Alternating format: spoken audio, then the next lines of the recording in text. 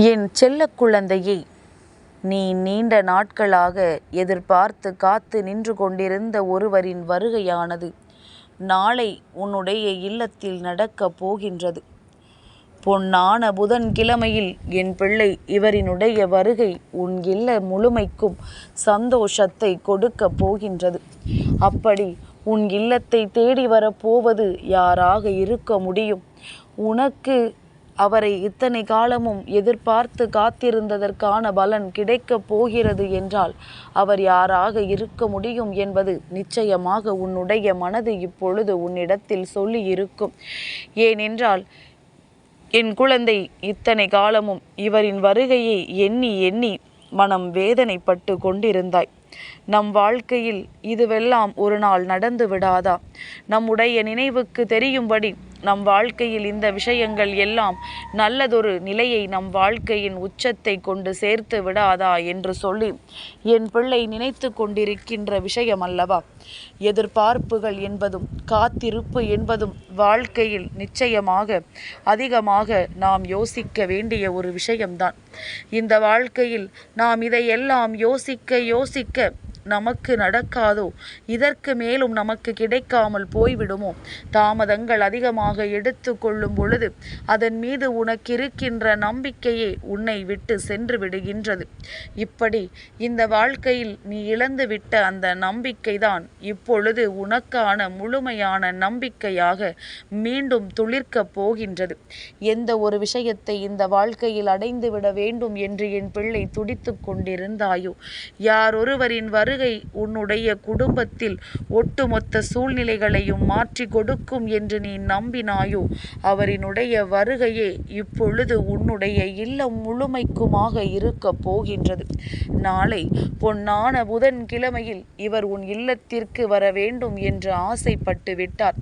பொதுவாக பௌர்ணமி நாட்களில் வெள்ளிக்கிழமைகளில் இவர் உன் இல்லம் தேடி வருவது வழக்கம்.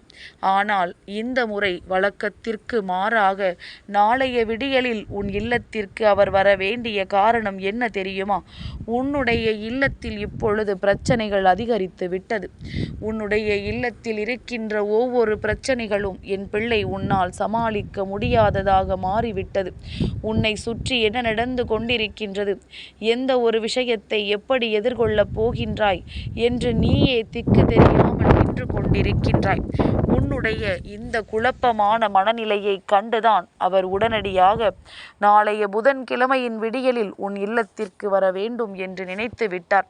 வருவதோடு மட்டுமல்லாமல் உன்னுடைய அத்தனை பிரச்சனைகளையும் அவர் தீர்த்து கொடுக்காமல் அங்கிருந்து செல்ல போவதில்லை. உனக்குள் இருந்த தேவையில்லாத எண்ணங்கள் எல்லாம் உன்னை விட்டு நீங்கிவிட வேண்டும். அவர் உன் இல்லத்திற்குள் வரும்பொழுது அங்கே சண்டை சச்சரவுகள், தேவையில்லாத விஷயங்கள் எல்லாம் அங்கே இருக்கக்கூடாது. ஒருவருக்கொருவர் எப்பொழுதும் போல மனமகிழ்ச்சியோடு இருக்க வேண்டும். இந்த வாழ்க்கை ஆரம்பத்திலிருந்தே உனக்கு இப்படி ஒரு சூழ்நிலையை உருவாக்கவில்லை. பல கஷ்டங்களை உனக்கு கொடுத்த பொழுதும் கூட மனமகிழ்ச்சியோடு தான் இந்த வாழ்க்கையை வாழ்ந்து கொண்டிருந்தாய்.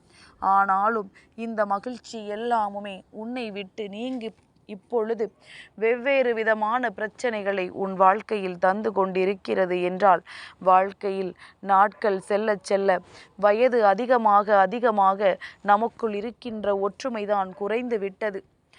உனக்கு உதாரணத்திற்கு சொல்ல வேண்டும் என்றால், உடன் பிறந்த உறவுகளுக்குள் இப்பொழுதெல்லாம் பிரச்சனைகள் அதிகரித்து கொண்டிருக்கின்றதல்லவா? அதுவெல்லாம் எதனால் வருகின்றது?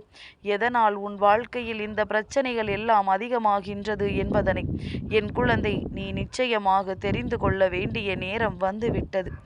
என் குழந்தையே, உன்னுடைய வாழ்க்கை உனக்கு தருகின்ற ஒவ்வொரு அனுபவங்களும், அதாவது ஆரம்ப கட்டத்தில் இந்த வாழ்க்கை உனக்கு மிகுதியான சந்தோஷத்தை கொடுக்கும். சிறு வயதில் எந்த ஒரு பிரச்சனைகளும் இல்லை. துன்பங்களும் இல்லை. நம் பெற்றோர்கள் எல்லாவற்றையும் கவனித்து கொண்டிருப்பார்கள். அதனால் உடன் பிறந்த உறவுகளுக்குள் வருகின்ற சண்டைகள் சச்சரவுகள் எதுவுமே மிக பெரிய பிரிவினையை ஏற்படுத்தாது. எவ்வளவு சண்டை போட்டாலும் எவ்வளவு பிரச்சனைகளில் இருந்தாலும் மீண்டும் அவர்களை நாம் இந்த இடத்தில் அதே இல்லத்தில்தான் சந்திக்க வேண்டி வரும். அதனால் அது எதுவுமே பெரிதாக இங்கு யார் வாழ்க்கையும் பாதிப்பதில்லை. அதே நேரத்தில் இங்கே வயது அதிகமாக கடமைகள் அதிகமாக குடும்பம் பெரிதாக அவரவர்களுக்கென்று தனி பொறுப்புகள் உருவாக இங்கே ஏற்படுகின்ற சிறு சிறு பிரச்சனைகள் கூட உடன் பிறந்த உறவுகளை அப்படியே பிரித்துவிடும். காலம் முழுமைக்கும் இவர்கள் ஒற்றுமை இல்லாமல் வாழத் தொடங்கி விடுவார்கள். இப்படியெல்லாம் இருப்பது யாரை பாதிக்கும் தெரியுமா? உன்னுடைய பெற்றோர்களை என்பதை விட நான் சொல்கின்றேன் அல்லவா, நாளைய விடியலில் உன் இல்லம் தேடி ஒருவர் வரப்போகிறார் என்று அவரைத்தான் அதிகமாக பாதிக்கும்.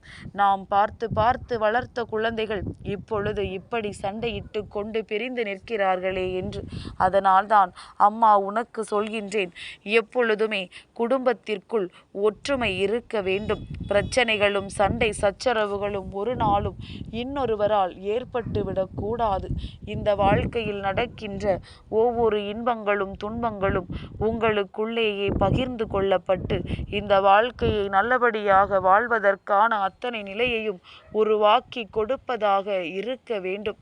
இந்த வாழ்க்கை உனக்குள் கொடுக்கின்ற இந்த துன்பங்கள் எல்லாமுமே நிச்சயமாக மற்றவர்கள் இதை வேடிக்கை பார்ப்பதற்கான ஒரு நிலையாக மாறிவிடும். அப்படி ஒரு நிலையை ஒரு நாளும் கொடுக்க கூடாது. அப்படி ஒரு சூழ்நிலையை இந்த வாழ்க்கையில் ஒரு நாளும் உருவாக்கிவிடக்கூடாது. உன் வாழ்க்கையில் நடக்கவிருக்கின்ற நன்மைகள் அத்தனையையும் சரியாக உன் வாழ்க்கை முழுமைக்கும் சேர்க்க வேண்டும். அதற்கு என்ன செய்ய போகிறாய் என்றுதான் அம்மா உன்னிடத்தில் சொல்கின்றேன். அதற்கு நீ முதலில் இந்த வாழ்க்கையில் நான் சொல்லப் போகின்ற இவரை நாளை வரவழைக்கப் போகின்றாய். அதற்கு உன்னுடைய இல்லத்தினுடைய வாசலில் நான் சொல்கின்ற இந்த ஒரு பொருளை எரித்துவிட்டு செல்ல வேண்டும். என்னவாக இருக்கும் என் பிள்ளையே? நாளை உன் இல்லத்தை தேடி வரப்போவது யார்? உன் குடும்பத்தில் இருக்கின்ற பிரச்சனைகளை நிறைத்து மிகுந்த வேதனைப்படுகின்றவர் யாராக இருக்க முடியும்? அவர்தான் உன்னுடைய குலதெய்வம். என் பிள்ளையே, குலதெய்வம் உன்னுடைய குலத்தை காக்கின்ற தெய்வம்.